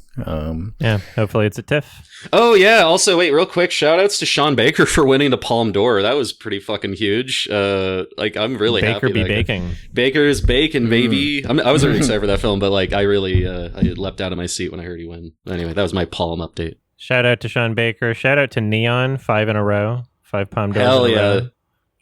They're great. They're putting out like gold. Yeah. Oh, yeah. Well, Jesus has this to say. What's your opinion on extreme content in movies? I saw that Adam has seen multiple movies that could be considered some of the most extreme and disturbing movies you can watch. Yeah. Why? Do you think filmmakers should always try to push the envelope, even for just extreme gore? What is the point? What the fuck are you talking about? What is the point? What do you mean? What do you mean, what is the point? Smack him down, let him know the truth. I want to feel something. Let me feel something. Yeah. There's when you're playing on those like boundaries of like what is acceptable, there is a lot of space for it to go wrong, obviously, and just be like exploitative or bad. But now and again, something that breaks through will be the thing that's like they push the boundary just the right way. Mm-hmm. They found the right angle for it. They exploited this just right. This is good. This avoided being a cannibal holocaust or whatever you want to cite. When it's done artfully and purposefully with like intent, just good presentation, you know. Like Gaspar Noé, you could draw similarities between his films. I think Climax is his best, and that the story that he's telling and what he's trying to communicate works so well for his style. Yeah, I've never really, I guess, connected with that crowd of people that will turn away from something even before watching it based on an extreme idea that maybe is being explored within the safe. The idea to me is like the point of art is like exploring these ideas within the safety, within, you know, some bounds. If we're not doing it in that medium, like where else are we doing it? I want to see these ideas explored. You can't just like, yep, these are the rules for how this works. Let's just stop then and not play anymore. No, the whole idea is to, and the new cool ideas will be found in those scary edges. Yeah, I remember growing up in like the early 2000s, like there was a big push for extreme everything, extreme comedy, extreme like horror films, and like the line I kind of I have different thoughts on different films, but I guess if I'm going to compare Cabin Fever, like one Eli Roth movie to another, I like Cabin Fever a lot. It's a piece of shit movie, but it's also very funny with how extreme it goes. Whereas like I grew up hearing about the Hostel movies as like, oh man, you don't want to watch that. That's messed up. I threw them on the other year, and it's like that's a very tame movie. I don't even know back then if it was actually that extreme, but like the marketing was all. It was like riding the waves of Saw, like the whole torture porn genre sort of thing. Mm-hmm. Yeah, it probably did a lot for like actually getting R-rated films less of a taboo, getting them into theaters so it's not a mark of death on a film. Like that's great, but like it's also what you do with it. Like I don't even connect with those Terrifier films at all, but like I respect what they're going for. I'm not really a gross out guy, but I do think it's cool that like there is a guy that's just like pushing the envelope and wants to like try making something that hasn't really been pulled off on the big screen, and that really goes a long way. So I can appreciate that, but it's a case-by-case basis. Mm-hmm. Okay. I like this one from Own Space 2026. What product would you want to see a Kino biopic origin story about?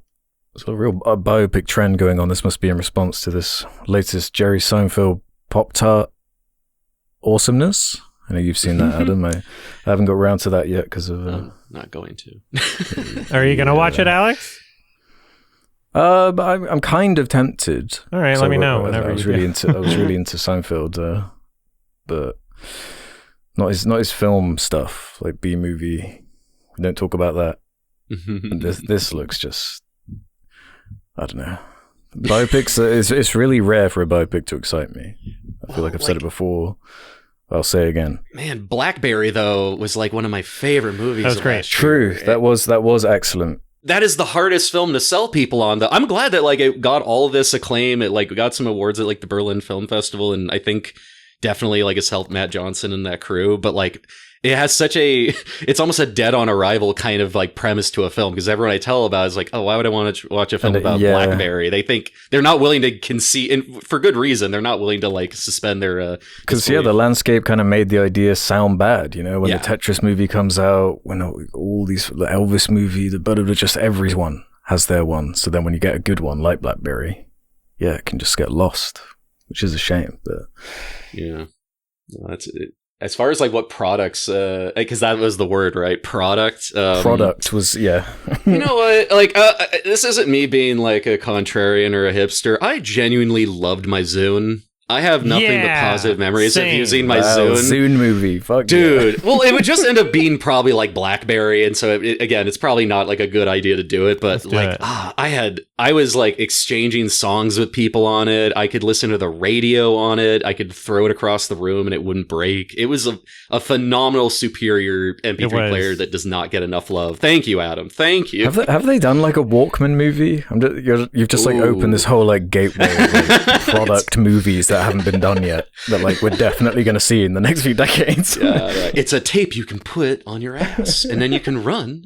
Like, I don't know what I missed the I was born around the end of the cassette tape era, so I don't know if there's even much of a story there. Like the CD player killer, I guess, might have, I don't know, maybe there's something there, but Zune all the way, baby. Give me a product story about HD DVD. Oh, hell yeah. Like Blu-ray versus HD DVD? The Blu-ray wars. Give me a Sega Dreamcast origin story. Actually, that would be great. I would love a Dreamcast. I think a lot of people would get down with it. Yeah. Ooh, yeah. I mean, if you got the right people involved, that's really all that matters. Is just get someone who's not a hack to do it. Yeah. What pops into my mind is the behind-the-scenes drama between Nintendo and PlayStation. You could do a biopic there. Like they had like some business deal where they were gonna share hardware, but it like fell through, and out of spite, PS1 was launched as a competitor. There's probably a story there, some boardroom nonsense going on. Take notes, Hollywood. Give us some royalties. Yeah. Please. Yeah, I think like Seth Rogen, his company was like they had the book rights for a book called Console Wars, and it was about the Super Nintendo versus Genesis. Like that could have actually been good. And again, there's a lot of like fun ads you can.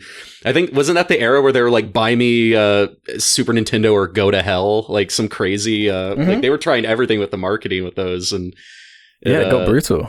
Yeah, it got really brutal. So there probably is like I don't need to see a Pam and Tommy movie, but I would love to see like nerds like just screaming and cussing at each other. That could actually be good one day. Yeah, I don't know. I feel like the product movies we can chill after the Barbie thing. I'm like scared after the success of Barbie. I think we can cool it on food. I don't know why like hot Cheetos like and they just lied about everything, right? Yeah. That happened, and that's so. Unless there's a cool food story, like who made Takis, I don't think there's really a much of a story there, unless I'm mistaken. The food fight. That's pretty much what you're talking about, right? Yeah. I actually know. I know someone that worked on that movie. Really? Yeah. What? Yeah. As an editor. Oh wow. Yeah. Give me the origin story of pink sauce. Oh, for the McNuggets. For how McDonald's McNuggets. No, it's not even McDonald's. It's just some random pink sauce. It's just ranch, but it's pink. That might. Oh, yeah. That might be a Canadian thing. I think we call that secret sauce over here. Really, pink sauce? I think it's like a southern U.S. thing. Really? Oh, we're responsible. Damn. Okay. Well, so there's really random like biopic stuff being made right now. Like, you heard about this Pharrell movie? It's like a Pharrell documentary, but it's animated, made out of Lego. Huh? For some no, I've for not some heard reason. about this. Yeah, I've heard about it, and I've tried to forget.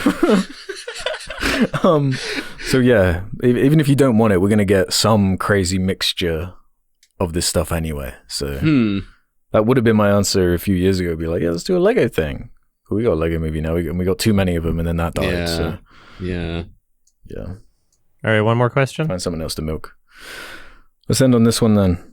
From Warm Opportunity 623. POV.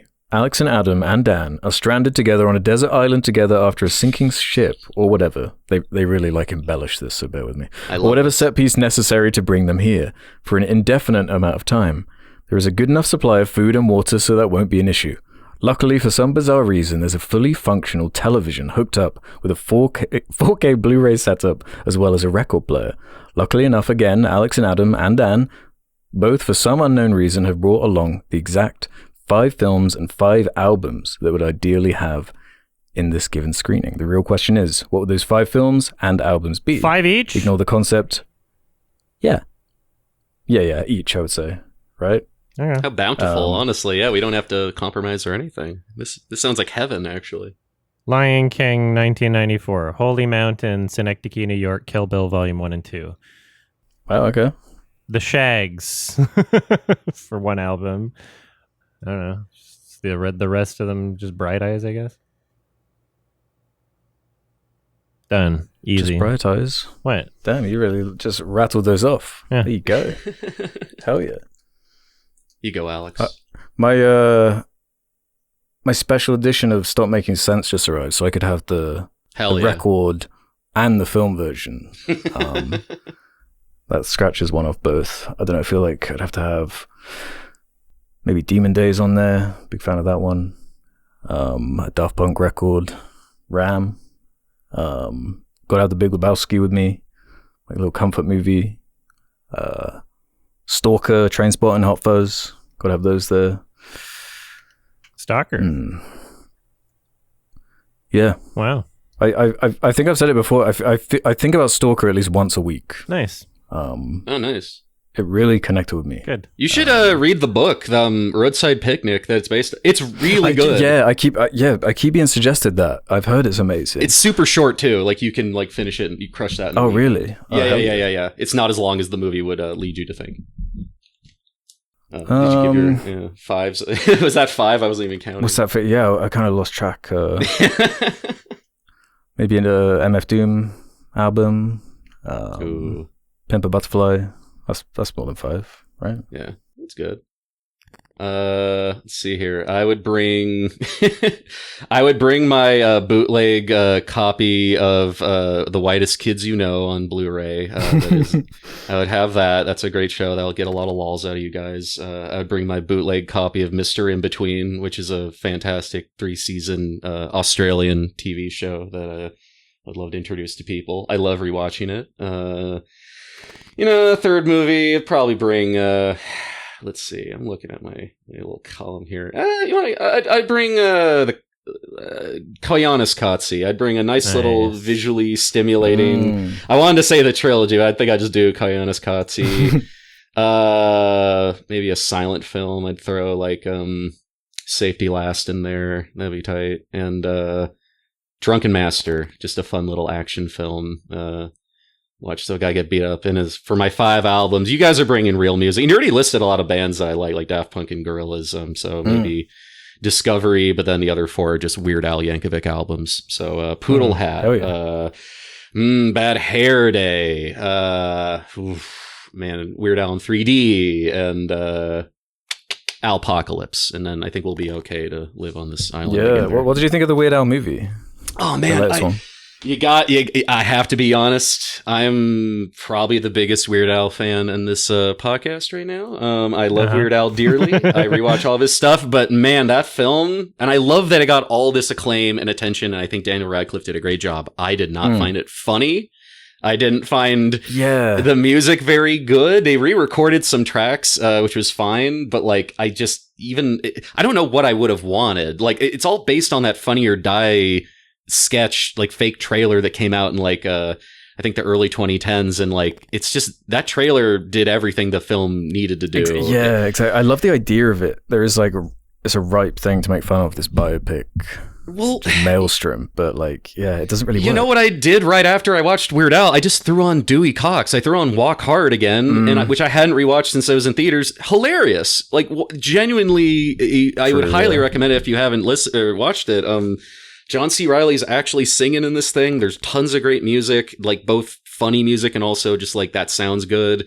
And all the biopic stuff it's parodying. It's just, it's a lot more ambitious than a Weird Al movie, which was probably made for like basically no money. But so that's my honest thoughts. Is like I was let down with I got nothing out of it. I don't recommend it, but I'm happy that Weird Al got a win. I'd forgotten it existed until you just started listing off the Weird Al records. Yeah. So, but I'm glad that like he's kind of semi-retired now. He made that last album, and like he wanted to get a #1 album on the Billboard Top 100. He did it. He broke a lot of his own records, and then he's kind of semi-retired now. So he's at a good place. He can do whatever he wants. So that film doesn't affect anything. I will still see him live. I saw him live last year. It was a fantastic show, and if you get a chance, go see Weird Al. Beautiful. Awesome. All right. I guess I've got a film recommendation. And since we recorded this a little early, we got a bit of extra time. Are you down for a trilogy, Alex? Let's do it. We haven't done one in a while. Let's go. Okay, let's do it. 3 colors. Red. Oh, hell yeah! Blue, white.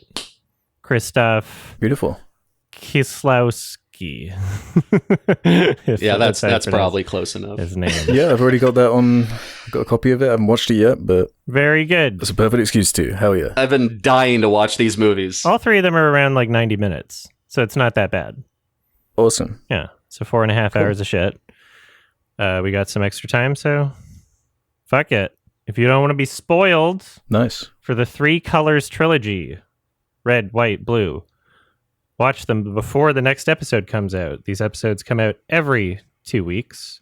You can listen to them early by going to sardonicast.com. Sign up for premium. It's only $2 a month. Also, patreon.com/sardonicast. Also, you can do a membership on the YouTube platform itself.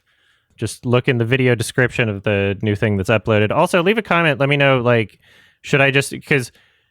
basically what I've been doing now is I'm leaving in the video description a link to the unlisted video, because for some reason the members videos you can't like play in the background on mobile, and you can't like download, but you can for the unlisted video. So we have an unlisted video as well that you can access by just being a member.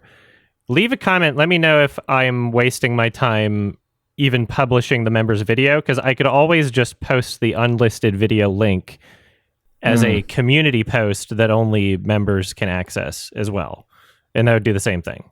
So let me know if you're fine with that, and I'll just start doing that only. But for now, we're uploading the members video with a link to the unlisted video in the video description of that video also. We got a Sardonicast highlights channel. Check that out. Subscribe, hit the bell. And then, Dan, where do people find you? Plug all your shit. Yeah, so I'm kind of like a little bit of everywhere. I would say go to my Twitter, but the website's kind of dying now, so I don't know if that's even. I kind of just keep it so I can DM with you guys and like other people. That's the only reason I keep mine. Yeah, it's just a much less fun website, but I'm on there. YouTube.com/Mr. Dan Christmas is where I'll be uploading stuff. I am working on a short film. I'm finally digging into that, and in the meantime, I'll be making little Blender shorts. That's my goal. So I'll be putting those there on my Instagram, which is I think Dano Xmas, and Letterbox. You know, if you're a Letterbox sicko, then go on there. And I think I'm also Dano Xmas, and it's a fun app. But yeah, I really just wanted to do this as a way of kind of lighting a fire under my ass and make sure I can actually produce some shorts. So those are coming. I'm really excited to dig in. All right. Thank you so much. And thanks for the recommendation. Yeah, that was awesome. really fun. I enjoyed that, yeah. Yeah, thanks for having me on. That was great. Happy Shrek. Happy Ed Woodmas. Happy Wood. Bim Turden. Thanks for listening, everybody. Bye-bye. Bye.